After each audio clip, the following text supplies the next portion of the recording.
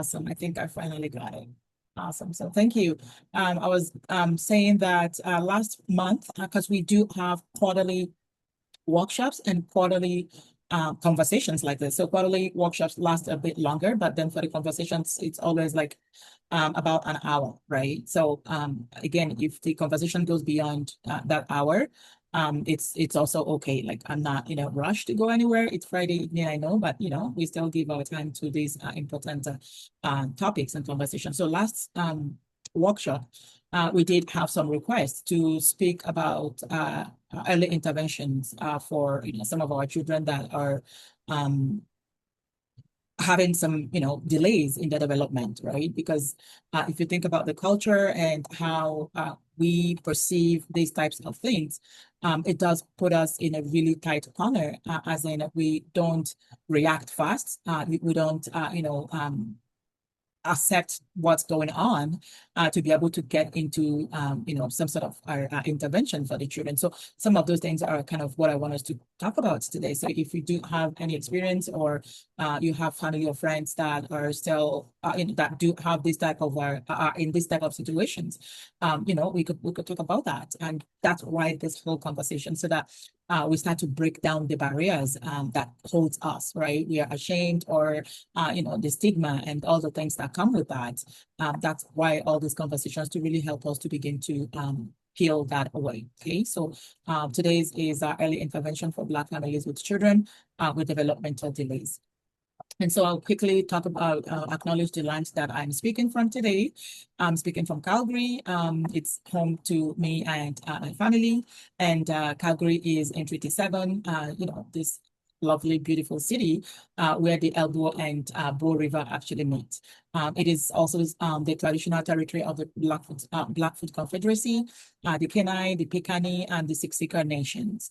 It is also a traditional territory for the Tsuut'ina and Nakota First Nations. I also acknowledge many First Nations, Métis, Otipemisiwak peoples, and the Inuit who lives and cares for this land. It's always important that we, kind of acknowledge where we are, and then we move from there.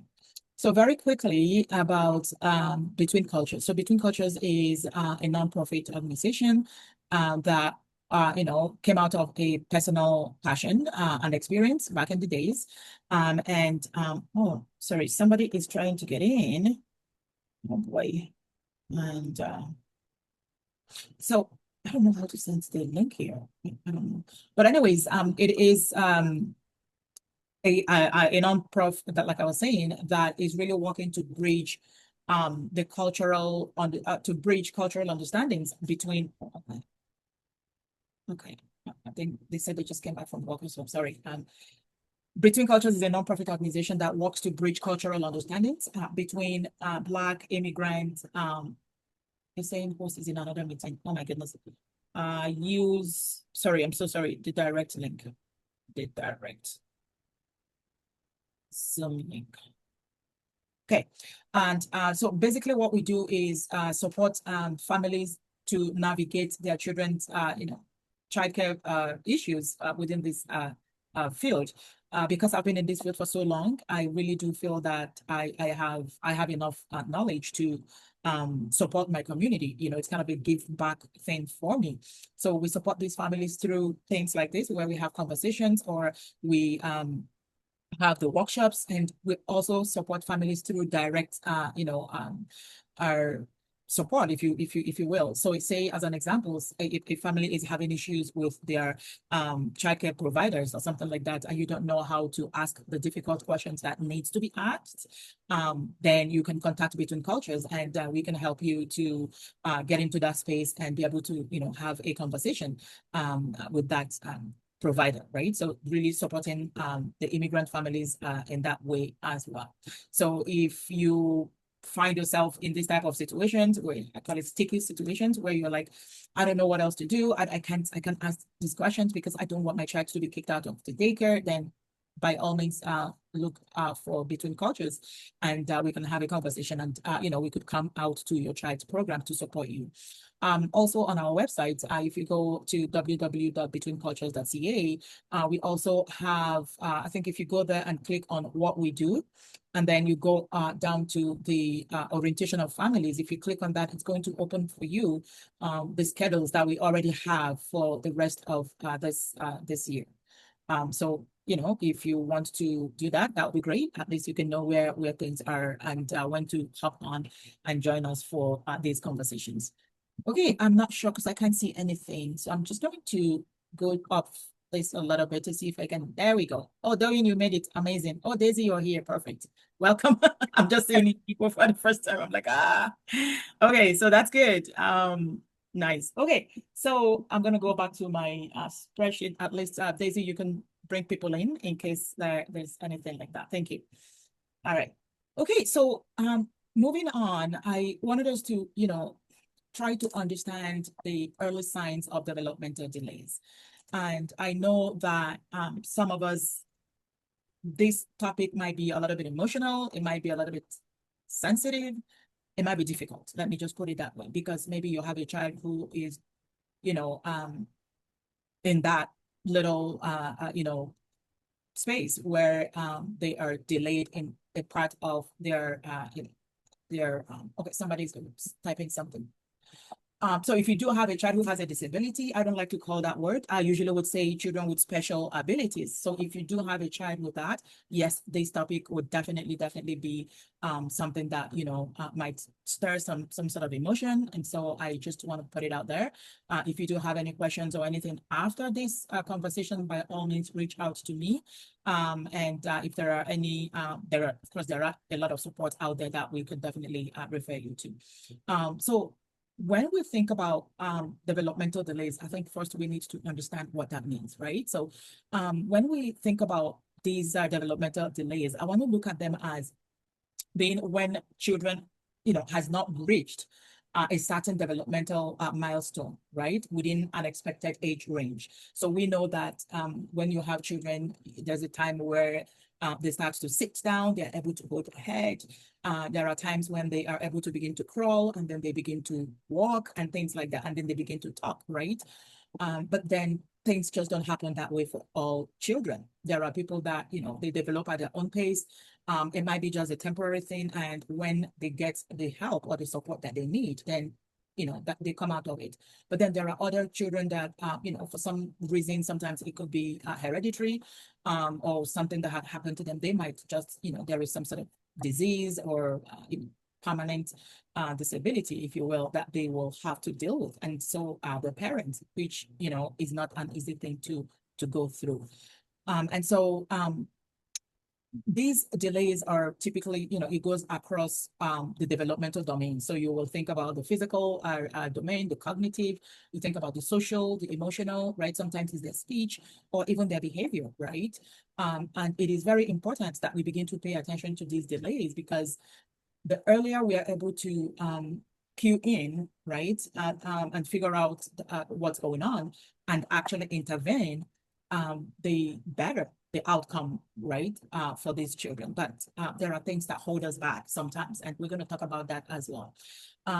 There are many children that are affected with disability. It's not just, you know, our community or the immigrant or a specific group of people. It is for everyone, seriously.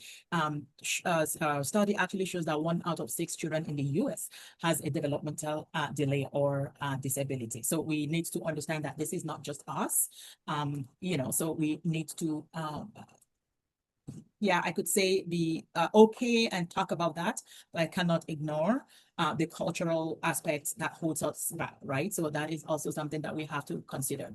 And so these statistics, you know, this study that says that 1 out of 6 children in the US has some sort of disability, like I said, you find them in different countries, in every single space, right?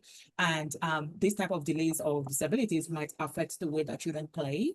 It might affect the way that they walk or move, the way they speak, or the way they learn, right? So when you're thinking about the cognition, right, the cognitive part of these types of delays, it does affect the intellectual functioning of the child. So sometimes, like I said earlier, it might be hereditary. It might also be, you know, a factor that came out from the environment. or maybe what happened when the child was still unborn in the mother's womb and things like that. It could also be sometimes our choices, lifestyle choices, when we drink or we do, eat things that we shouldn't, right? That could also affect the unborn child. And so you think about diseases like meningitis or, seizures would be a good one when you're looking at that cognitive issues. And then the modal delays is when children are not maybe able to walk or jump or things like that. And we also have the fine motor skills that can also be affected. So it might be like a child might not be able to hold a spoon to eat, or, just those little fine motor skill everyday things that we do. You begin to notice that your child isn't actually doing that, just like every other person. And that is a concern. But like I said, how do we allow ourselves to look at that when we are the parent, right? Because of course it is difficult. We try to shove it down. We try to say, no, it's okay. It's gonna, they're gonna come out of it. So these are some of the things that hold us back, okay?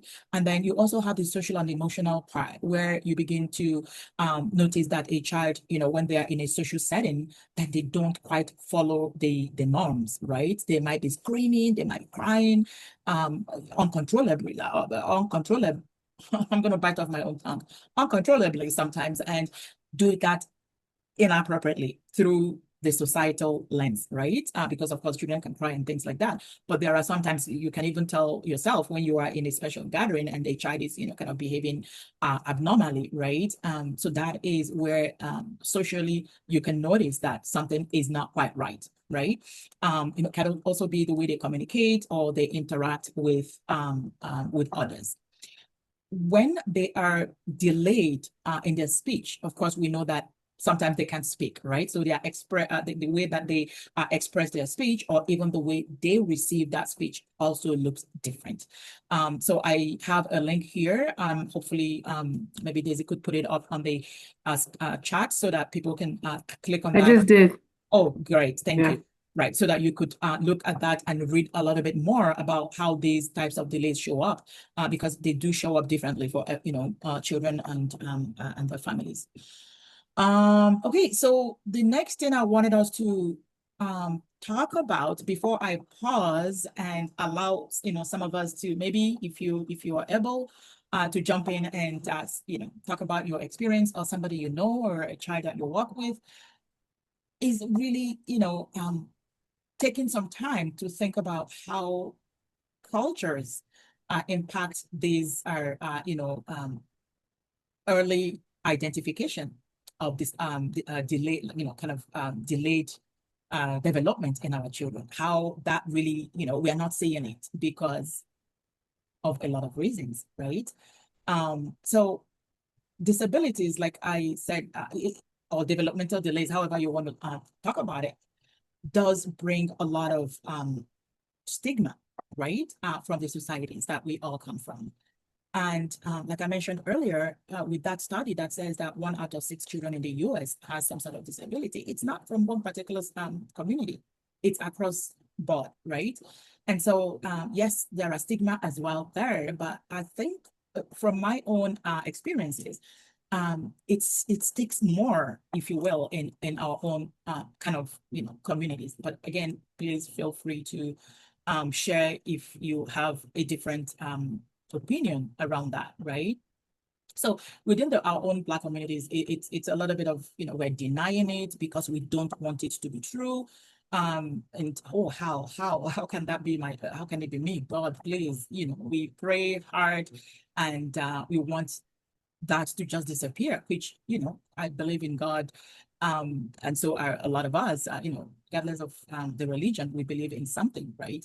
And so we're always wishing that this would just go away.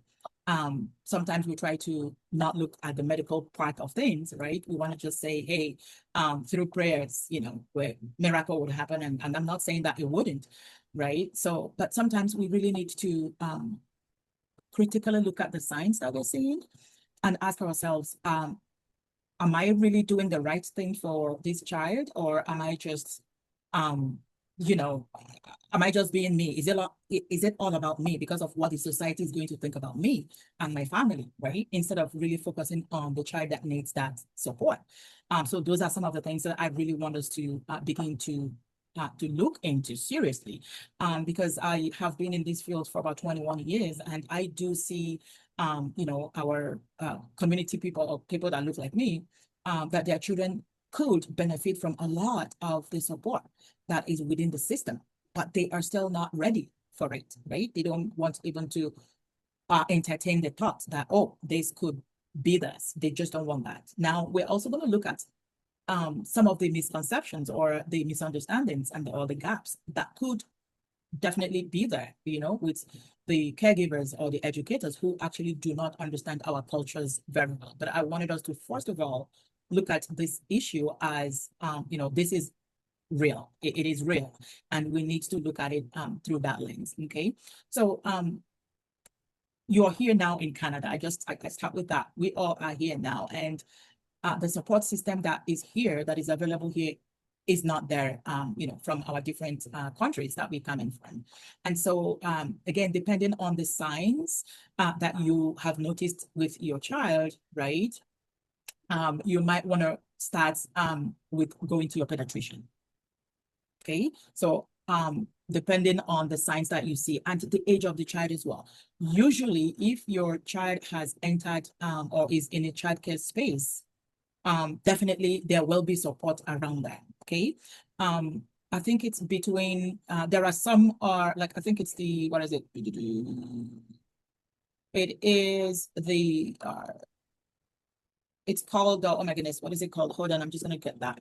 But my point is that, we need to go beyond these social perceptions of disability and begin to seek help. I know that the Alberta Resource Center for Quality Enhancement used to have a screening program, right? I think it's called is it ACRES? I can't remember what they called it, but there are different ways that your child can be tested. They can Ages and stages. Ages and stages. Thank you, Daisy. Yes. We used to, back in the days when I was a childcare director, we used to use ACAS and ITAS and all those things to just, figure out how your child is developing. Are they developing, in the right way? Or how can we begin to intervene if something is actually showing up not right, right? I also know that the programs, the Alberta Health Services also have their own programs, and their website is here as well. I also have 2 videos there that you could watch that tells you a little bit of what early childhood screening looks like, because sometimes in our community, when we hear screening, we're like, what? Yeah, I am one of those people that oppose assessment for children, assessment. But in terms of screening, I really do believe that there are so many informal ways that we could actually screen children to make sure that they are developing well. And if they are not, that we could get them into some of those resources, those support systems within the community or the larger systems to support them. Because what happens is when you don't get into these services, when your child is little or younger, when they hit 18, it becomes a problem because they can't find them anywhere. And a lot of the things that you are going to, like some of the supports you have to pay out of pocket, and they're not cheap, right? So I know, yes, that this is it's hard. Like I said earlier, it's a difficult conversation to have. It doesn't matter if you're an aunt and an uncle or anything like that. It is very difficult. But the message today is really for us to begin to rethink how we look at these behaviors that might be indicating signs of delays for us, and try to get into some of these programs because they are free. They are free. Actually, on Monday, I was in a meeting, a town hall meeting with the Minister of Education, and they were talking about all these classroom complexities, which also includes all these special abilities that we're talking about. So they have pumped even more money into the system to be able to help these children within the early years setting. I also know that Foothills are creative beginnings, which you can also see their link here.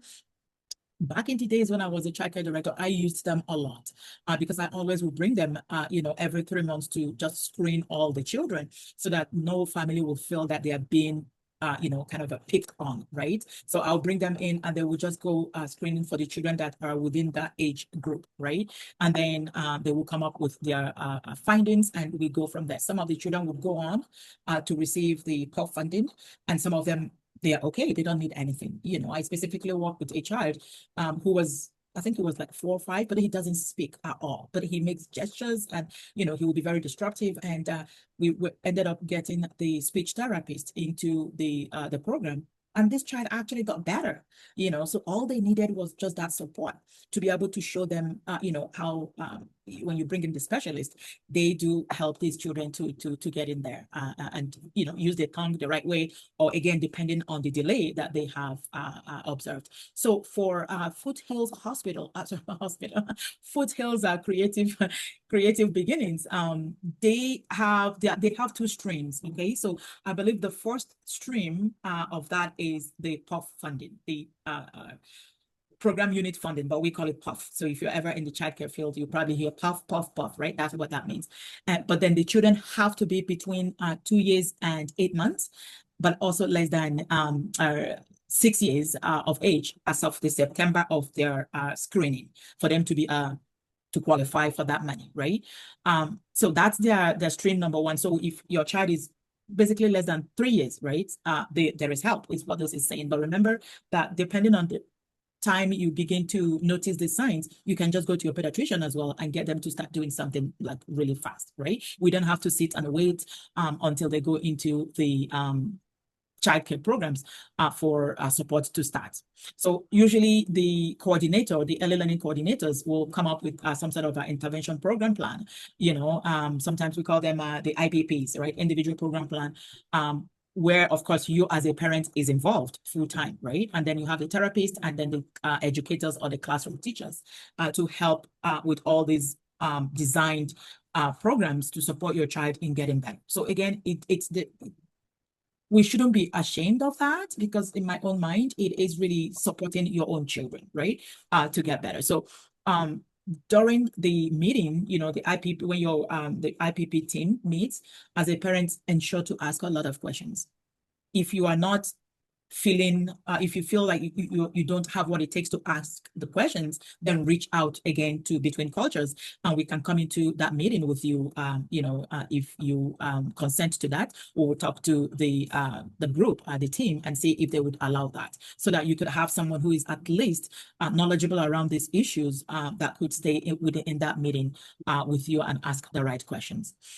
So the IPP will include the developmentally appropriate educational goals that are for the child, and also some strategies to be able to achieve the goals that they want. So whatever the delay is, that's the focus. What can we do to get your child to get this help is what they're going to be focusing on. Okay, so then you have the second stream. I think the second stream is called, there are also criteria. So you have to participate in a minimum number of hours with these type of program. So I think with our Foothills Creative Beginnings, I think it's between 300 to 475 hours, based on the age of your child. And then, yes, I think it's around that hours that you have to spend for them. But again, for me, it's not about how much time, it's about how can you help my child, right? Will be the most thing that I'll ask. And then the second stream is what we call the mild or moderate funding. Now they're a little bit older. So it should be, again, your child should be between 3 years of age and 8 months, but less than 6 years as of the September of that funding year. That math used to mess me up a little bit back in the days when I was a childcare director. But so they have that 2 streams, one for 2 and 8 months, and then for the PUF, and then the mild moderate funding will be for the children that are between 3 and 8 months, around that. So that's when they still get the money to get treatment. And so again, these people will design activities for them that would involve you again as the parent, to help them to, talk about your child's issues and the progress, and how together the team can help this child to get better.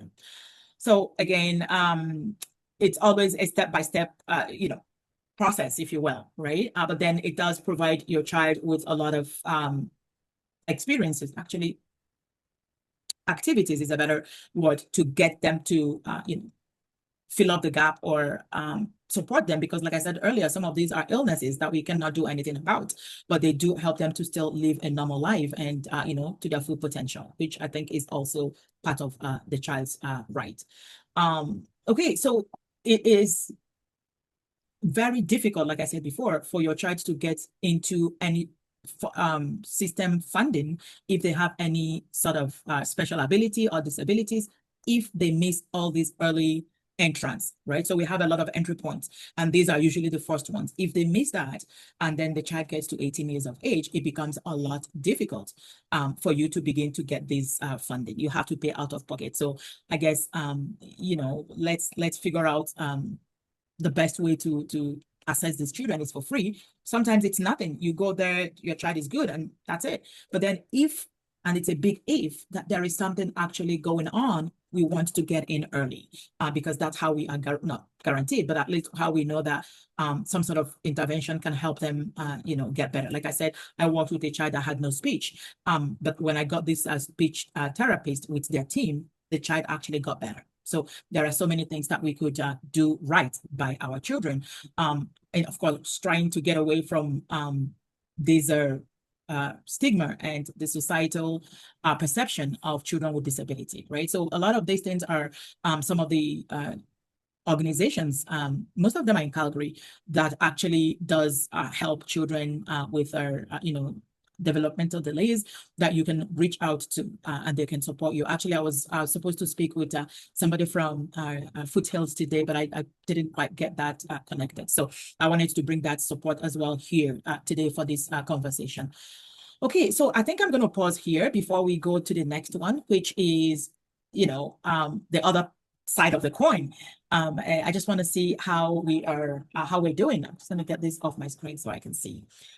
Any questions, any thoughts around these early identification?